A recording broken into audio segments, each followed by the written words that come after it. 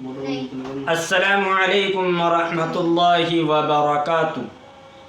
آج میں انشاءاللہ قربانی کے کچھ مسائل لے کر حاضر ہوا ہوں کہ بہت سے حضرات کے فون آتے ہیں، پوچھتے ہیں کہ کان کٹا ہوا ہے یا دم کٹی ہوئی ہے یا سینگ کٹا ہوا ہے، سینگ ٹوٹا ہوا ہے، تو کیا اس کی قربانی ہوگی یا نہیں ہوگی؟ تو انشاءاللہ میں نمبر واز اس ویڈیو کے اندر ضرور بتلاؤں گا۔ لیکن اگر کوئی حضرات اس چینل پہ سب سے پہلے آئے تو ان سے میری مؤدبانہ درخواست ہے کہ وہ اس چینل کو ضرور سبسکرائب کرے تاکہ نئی آنے والی ویڈیو آپ کو سب سے پہلے ملتی رہے۔ دیکھیے، سب سے پہلے مسئلہ پوچھا جاتا ہے سینگوں کے بارے میں کہ اگر سینگ تھوڑا ٹوٹا ہے یا زیادہ ٹوٹا ہے تو پوچھتے ہیں لوگ کہ قربانی ہوگی یا نہیں ہوگی۔ دیکھیے، اس کا مسئلہ یہ ہے کہ اگر سینگ تھوڑا سا ٹوٹا ہے تو اس کی قربانی درست ہو جائے گی۔ اگر آدھے سے زیادہ ٹوٹا ہوا ہے تو اس کی قربانی درست ہو جائے گی۔ اگر آدھا ٹوٹا ہوا ہے تو بھی قربانی پہ کوئی اثر نہیں پڑے گا۔ لیکن سینگ ایسا ٹوٹا کہ جڑ سے ہی اکھڑ گیا، اور جڑ سے اکھڑنے کے بعد اس کے دماغ پہ چوٹ آ چکی ہے، اس کے دماغ میں اس کا اثر آ چکا ہے، تو ایسے جانور کی قربانی درست نہیں ہوگی۔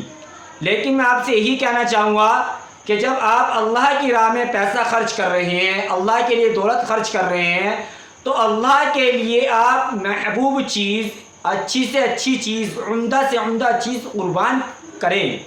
آپ ایسا عیب دار جانور کیوں ڈھونڈ رہے ہو؟ کیوں آپ ایسا جانور لے رہے ہو کہ جس میں انسان شک کے اندر پڑ جائے؟ بہرحال اگر سینگ آدھا ٹوٹا ہوا ہے لیکن انسان کو شک رہتا ہے کہ قربانی ہوئی یا نہیں، آپ لے کے کیوں آ رہے ہو ایسا؟ آپ ایسا لو ہی نہ کہ جس میں شک ہو، کیونکہ ہم اللہ کی راہ میں ایک جانور قربان کر رہے ہیں تو ہمیں چاہیے کہ ہم عمدہ سے عمدہ، اچھا سے اچھا جانور قربان کریں اللہ کی راہ میں۔ اسی طریقے سے کان کے بارے میں مسئلہ پوچھا جاتا ہے، لیکن میں ایک بات اور عرض کر دوں سینگ کے بارے میں کہ اگر کسی کے پیدائشی سینگ نہیں ہے تو ایسے جانور کی قربانی پھر درست ہو جائے گی، اگر پیدائشی سینگ نہیں ہے۔ اسی طریقے سے کان کٹے ہوئے کی قربانی ہوگی یا نہیں ہوگی۔ اسی طریقے سے اس کا مطلب یہی ہے جو سینگ کا مسئلہ ہے کہ اگر آدھے سے زیادہ کٹا ہوا ہے، مثلا تھوڑا سا کٹا ہوا ہے یا آدھا کٹا ہوا ہے، تو اس کی قربانی درست ہو جائے گی۔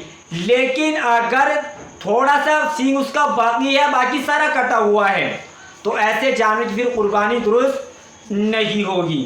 اسی طریقے سے جانور کی جو دم ہوتی ہے، اگر وہ تھوڑی کٹی ہے تو بھی قربانی پہ کوئی اثر پڑنے والا نہیں ہے، یا آدھی کٹی ہوئی ہے تو بھی قربانی پہ کوئی اثر پڑنے والا نہیں ہے۔ لیکن اگر جانور کی دم ہے، اگر وہ تھوڑی بہت بچی ہوئی ہے، جانور پہ یعنی کہ چھوٹی ہے، مطلب ساری کٹی ہوئی، آدھی سے زیادہ کٹی ہوئی ہے، تو ایسے جانور کی قربانی درست نہیں ہوگی۔ لیکن میں آخر میں یہی بات کہوں گا کہ کیوں آپ ایسا جانور خریدنا ہے کہ جو عیب دار ہو؟ دیکھیں، اللہ کو اس مہینے کے اندر خون بہانے سے زیادہ عمل کوئی پسند نہیں ہے، تو ہمیں چاہیے کہ اللہ کی جب بارگاہ میں کوئی چیز قربان کر رہے ہیں تو عمدہ سے عمدہ، اچھا سے اچھا ہمیں جانور اللہ کی راہ میں قربان کرنا چاہیے، کیونکہ کل قیامت کا دن ہوگا تو یہی پل صراط کے راستے پر ہماری یہ سواریاں بنے گی، تو ہمیں چاہیے کہ موٹا تازہ ہو، خوب موٹا ہو، اور جانور کو اتنا ٹائم پہلے لینا چاہیے کہ ہمیں اس جانور سے محبت ہو جائے، کیونکہ ایک محبوب چیز اللہ کی راہ میں قربان کرنا یہ بہت بڑا اجر کا ثواب ہے۔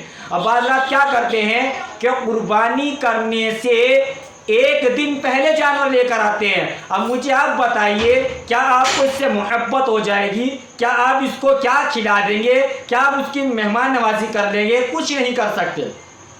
بہرحال قربانی آپ کی ہو جائے گی، میں یہ نہیں کہہ رہا ہوں کہ قربانی نہیں ہوگی، لیکن جو اصل چیز ہے وہ ہے کہ اگر ہم تھوڑا سا پہلے لے آئیں، اسے کھلائے پلائے، اسے موٹا تازہ کریں تاکہ اس سے محبت ہو اور جب محبت ہوگی تو اللہ کی بارگاہ میں جب اس کو قربان کریں گے تو اس کا ثواب میرا بھائیو الگ ہوگا، تو انشاءاللہ اس کا ثواب بہت عمدہ ثواب ملے گا، اس کا بہت بڑا اجر ملے گا۔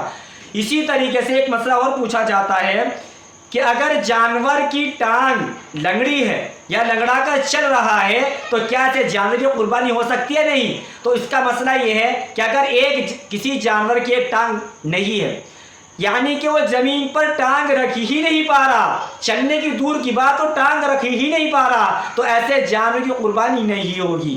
لیکن اگر وہ اپنا پاؤں زمین پر رکھ رہا ہے اور اس سے 4-5 قدم چل رہا ہو، اگر اس کو دور سے چارہ دکھایا جائے اور وہ چارہ تک چل کر آ رہا ہے اور قربانی گاہ تک چل کر اپنا پا رہا ہے، تو ایسے جانور کی قربانی پھر درست ہو جائے گی۔